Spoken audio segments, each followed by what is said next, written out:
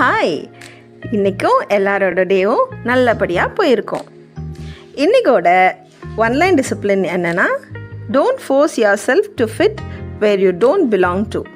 அப்படின்னா என்னென்னா, நமக்கு பொருத்தம் இல்லாத இடத்துல நம்ம இருந்துக்கிட்டு அச்சச்சோ எனக்கு இது பொருத்தமாகவே இல்லையே, நான் ரொம்ப கஷ்டப்படுறேனே அப்படின்னு யோசிக்கக்கூடாது. You deserve better. நம்ம தகுதி இதை விட ஜாஸ்தியாக கூட இருக்கலாம். அது என்னன்னு கண்டுபிடிச்சி அதை நோக்கி போகணும். அதுதான் இன்னையோட ஒன்லைன் டிசிப்ளின். ஸ்டோரிக்குள்ளே போகலாமா? ரிவர் ஓரத்தில் ஒரு டக் ஃபேமிலி இருந்துச்சான். அந்த டக்குக்கு 4 எக்கு போட்டுச்சான். அந்த 4 எக்கும் ஹேட்ச் ஆகிற டைம் வந்துச்சான். அப்படி இருக்கும்போது அந்த அம்மா பார்த்துக்கிட்டே இருந்துச்சான். என் டக்கு எப்போ வரும், என் குட்டி டக்கு எப்போ வரும், நல்லா இருக்குமே, டக்லிங்ஸ்லாம் வெளில வந்தால் அழகழகாக இருக்கும் அப்படின்னு சொல்லிட்டு பயங்கர சந்தோஷத்தில் இருந்துச்சான். மற்ற டக்ஸ் எல்லாம் அந்த ரிவரில் ஸ்விம் பண்ணி போய்கிட்டே இருந்துச்சான். ஃபைனலாக என்னாச்சுன்னா, அந்த குஞ்செல்லாம் பொரிஞ்சு வந்துருச்சு. ஃபஸ்ட்டு 3 முட்டையில் இருக்கிற குட்டிங்கெல்லாம் வெளில வந்தோடனே அம்மாவுக்கு பயங்கர ஹாப்பி. வா, என் குட்டிங்கெல்லாம் இவ்வளோ அழகாக இருக்குது அப்படின்னு சொல்லிட்டு ரொம்ப சந்தோஷப்பட்டு ரசிச்சுக்கிட்டே இருந்துச்சான். அப்புறம் பார்த்தா ஏன் இன்னொரு குட்டி மாத்திரம் காணோம் அப்படின்னு சொல்லிட்டு அந்த எக்கை திரும்பி பார்த்துச்சான். அது இன்னும் ஹேட்சே ஆகலையாம். அம்மாவுக்கு சோகமாயிடுச்சு.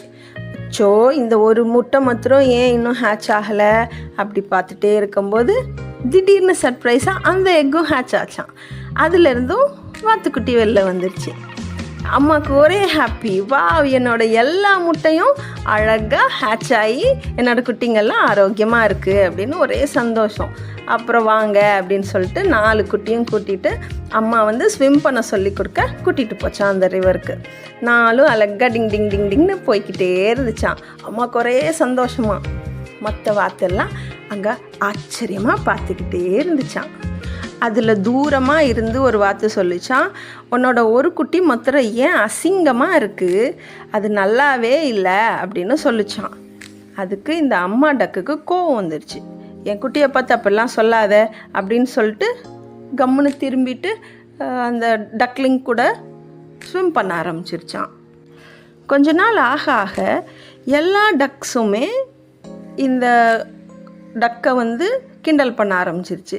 நீ அழகாவே இல்லை, அசிங்கமாக இருக்க அப்படின்னு சொல்லிக்கிட்டே இருந்துச்சான். திடீர்னு ஒரு நாள் எல்லா டக்ஸும் கூடி ஒரு முடிவு எடுத்துச்சான். இந்த டக்கு நம்ம கூட்டத்துக்கு ஒரு பிளாக் மார்க் மாதிரி இருக்கான், அவன் அழகாவே இல்லை, அதனால் நம்ம கூட்டத்துலேருந்து இவனை ஒதுக்கி வைக்கணும் அப்படின்னு சொல்லிச்சான். இதுக்கு அந்த அம்மா ஏற்றுக்கவே இல்லையாம். இல்லவே இல்லை, அப்படியெல்லாம் கிடையாது, அவன் வளர்ந்தா அழகாயிடுவான், நீங்கள் இப்படிலாம் பேசக்கூடாது அப்படின்னு சொல்ல எந்த டக்ஸுமே கேட்கலையாம். இல்லை, நாங்கள் இவனை ஒதுக்கி வச்சே ஆகும், எங்கள் கூட்டத்தில் இவன் வேணாம் அப்படின்னு சொல்லிச்சான். அந்த குட்டி டக்குக்கு ரொம்ப சோகமாயிடுச்சான். அது ரொம்ப ஹர்ட் ஆகி இல்லை நம்ம யாரும் பார்க்குறதுக்கு முன்னாடி இந்த இடத்த விட்டு போயிடணும் அப்படின்னு சொல்லிட்டு இருட்டாக இருக்கும்போது அது பறந்து வேற எங்கேயோ போயிடுச்சான். அங்கே போயிட்டு ஒரு இடத்துல அது பாட்டுக்கு கம்முன்னு ஒரு புதரில் உட்காந்துருந்துச்சான். அந்த புதர்கிட்ட ஒரு பாண்ட் இருந்துச்சான். சரி, இங்கேயே நம்ம இருந்துக்கலாம் அப்படின்னு சொல்லிட்டு முடிவு பண்ணி அங்கேயே விளையாண்டுட்டு இருந்துச்சான். அப்போது பார்த்தா தூரமாக இன்னொரு வீடு தெரிஞ்சிச்சான். பூனை, டக்கு, இந்த கோழி 3 சேர்ந்து பேசிகிட்டு இருந்துச்சான். இங்கே பாரு, நான் எவ்வளோ அழகாக இருக்கேன், நீ ஏன் இவ்வளோ அசிங்கமாக இருக்க அப்படின்னு சொல்லிட்டு பூனை கேட்டுச்சான். கோழியும் நான் எவ்வளோ முட்டை போடுவேன் தெரியுமா, என்னோடய முட்டை எவ்வளோ அழகாக ப்ரௌனிஷாக இருக்கும் தெரியுமா அப்படின்னு கேட்டுச்சான். அதெல்லாம் கேட்டுட்டு மறுபடியும் இதுக்கு ஹர்ட் ஆகிடுச்சான். நம்மளை இங்கே கூட யாருமே புரிஞ்சுக்கலையே, நம்மளை ஹர்ட் பண்ணிகிட்டே இருக்காங்களே அப்படின்னு சொல்லிட்டு அந்த இடத்த விட்டும் போகிறதுக்கு முடிவு பண்ணிவிட்டு மறுபடியும் அந்த இடத்த விட்டு கிளம்பி போச்சு. அப்படி போய்கிட்டே இருக்கும்போது ஒரு இடத்த கண்டுபிடிச்சி நின்றுச்சு. அங்கேயும் ஒரு தண்ணி இருக்கிற இடமா தான் இருந்தது.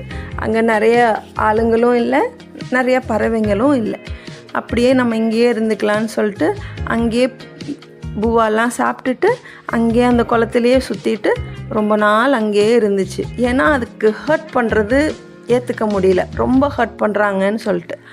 திடீர்னு ஒரு நாள் அந்த குளத்தில் ஸ்விம் பண்ணலான்னு இறங்கும்போது அதோட பிம்பத்தை வந்து தண்ணியில் பார்த்துச்சு. பார்த்தா ரொம்ப அழகாக, ரொம்ப ஜைஜான்டிக்காக, செம்ம அழகாக அதுக்கே அது தெரிஞ்சிச்சான். வாவ், இது நம்மளா, நம்ம எப்படி இவ்வளோ அழகானோம் அப்படின்னு பார்த்துச்சான் ஆச்சரியமாக. அப்புறம் திடீர்னு அந்த பக்கம் வாத்து கூட்டம்லாம் வந்துச்சான். அங்கே பாரேன், ஒரு ஸ்வான் வந்து நிற்கிது, எவ்வளோ அழகான ஸ்வான் இது அப்படின்னு பேசிச்சான்.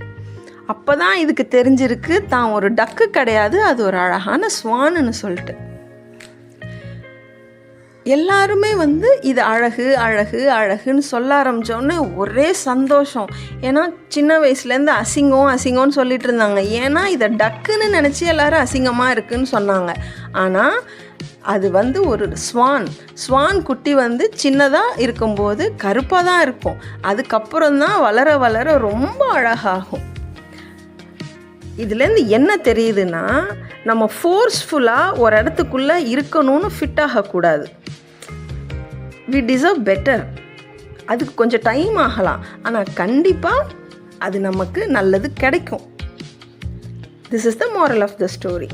உங்களுக்கு பிடிச்சிருக்குன்னு நினைக்கிறேன். பிடிச்சா லைக் பண்ணுங்கள், கமெண்ட் பண்ணுங்கள், ஷேர் பண்ணுங்கள், and don't forget to subscribe the channel. Bye.